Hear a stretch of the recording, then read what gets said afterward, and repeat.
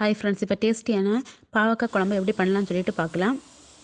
ஒரு பெரிய சைஸ் பாவக்காவை சின்ன சின்ன பீஸாக கட் பண்ணி வச்சுக்கிடுங்க. 10 சின்ன வெங்காயம், 1 கப் துருவின தேங்காய், 2 ஸ்பூன் மல்லித்தூள், 1 ஸ்பூன் மிளகாத்தூள், ஒரு எலுமிச்சை சைஸ் அளவு புளி, தேவையான அளவு உப்பு.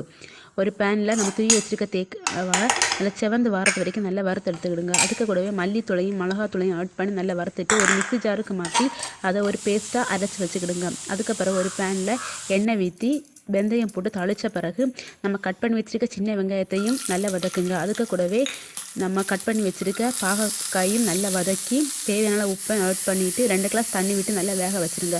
வெந்த பிறகு நம்ம கரைச்சி வச்சுருக்க புளியையும் ஆட் பண்ணிவிட்டு நல்லா கொதிக்க விடுங்க.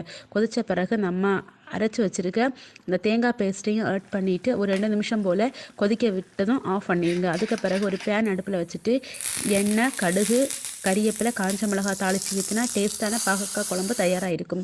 இது சாப்பாடு கூட செம்ம டேஸ்ட்டாக இருக்கும்.